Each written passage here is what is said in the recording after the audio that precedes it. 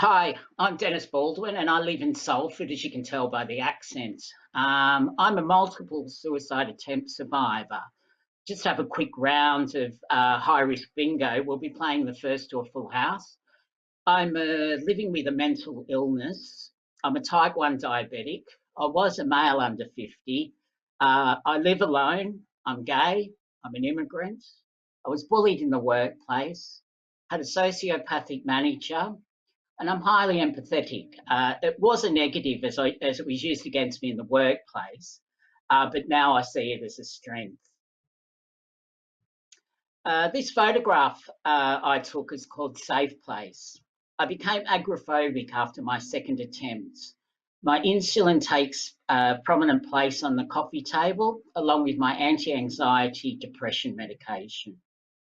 My illness kept me incapacitated from seeing the big picture, only focusing on small snippets that I would fixate on, usually out of context. My recovery companion is my Westie, Alfie Stewart. You can see him twice in the pic. I owe him so much, it gets me through the day. I have the picture I use as a reminder, and it's hanging next to my front door.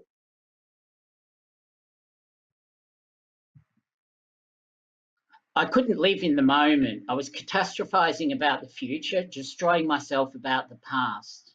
Had a constant internal dialogue conflict, my emotive self versus my rational self. It was like I had my own news of the world bombarding me with headline after headline of how bad I was. But I was the editor-in-chief. I just got tired, worn out, exhausted with this illness that turned me against myself. That's when I tried to take my own life for the first time. It wasn't until after my second attempt that I started to get any type of support. I didn't know how ill I was until I started recovering. I got into a friend's car and the radio came on.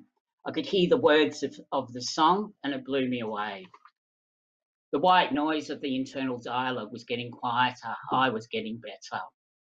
I had to learn how to communicate again, learn what emotions were, what they are and how to deal with them. I can now live with my mental illness, but I still have times where I'm just surviving it.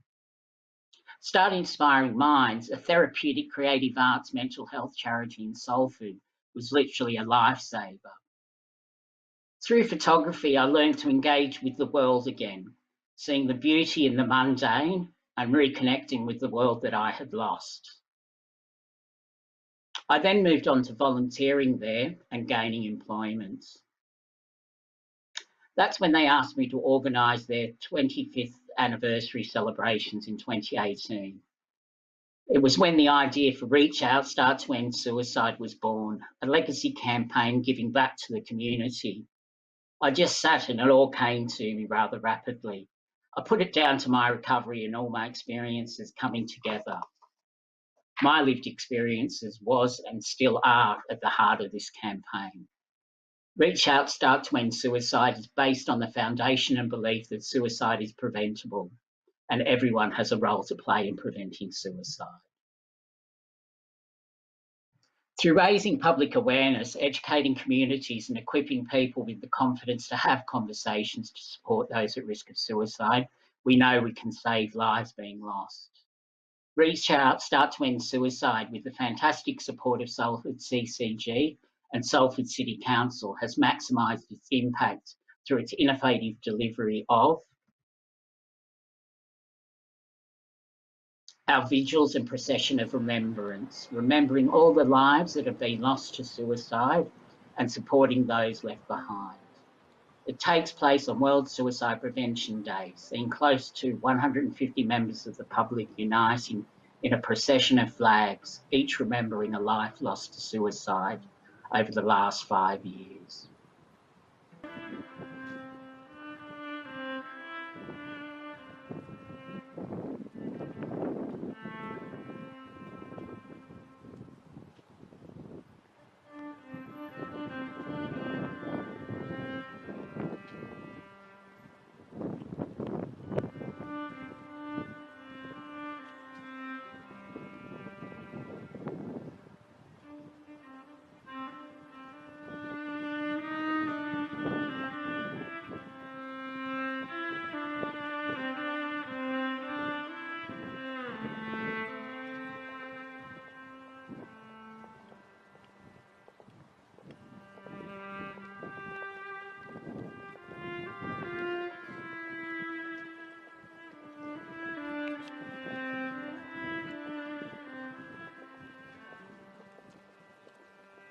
The procession ends at the site of the vigil.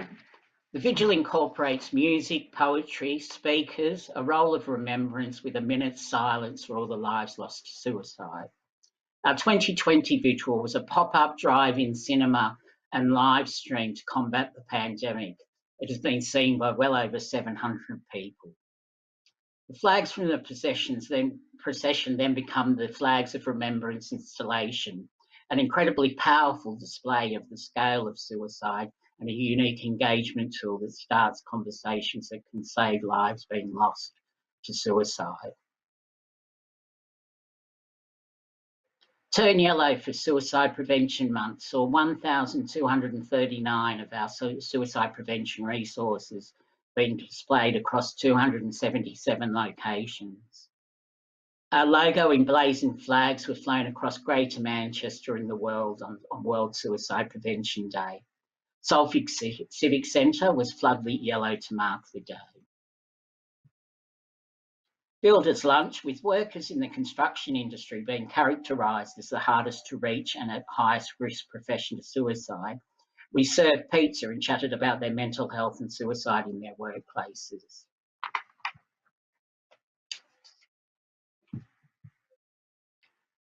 Care Workers Tea saw 850 logo emblazoned cakes with thank you cards that carried suicide prevention messages, and a thank you delivered to our frontline health and social care workers and nurses at Salford Royal Hospital at the height of the pandemic.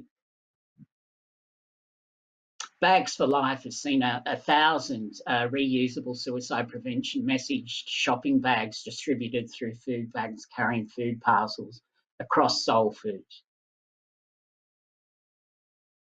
Sea of Hands Support, a mass display of support for those experiencing suicidal thoughts, is an incredible engagement tool that has amassed nearly 2,500 pledges of support on yellow hands for those experiencing suicidal thoughts, which are then planted to make up the Sea of Hands of support. Over 4,000 conversations have been had that smash the stigma associated with suicide and promotes reaching out for yourself when you are in need and to others when you notice they need support. This is what gives me hope. The conversations that I have with the community members who are so willing to talk about how suicide has impacted them and how they are more willing and confident in being suicide aware. It's the willingness of the people to talk, the willingness for people to talk. Like the woman who was worried about the life chances of her trans nephew, the veteran with PTSD and his wife who is his carer, ensuring they both had the support they needed, or the mother who tried to kill herself at 14 and was there with her 12-year-old daughter, being able to talk about her experiences for the first time. When we as people need help and support, we're reluctant to reach out through fear of judgment. We also don't like and are actually in fear of reaching out to other people to give them support. We need to be proactive about it. If you notice in someone you know fairly well that their behaviour or the way they're looking at things has changed and you don't think it's necessarily a positive thing, then that's the point when we should be starting conversations. This opens a gate for people and helps them to take notice. It helps them to take those first steps in getting the help that they need. The better we get at talking about suicide, the better it's going to be for us all.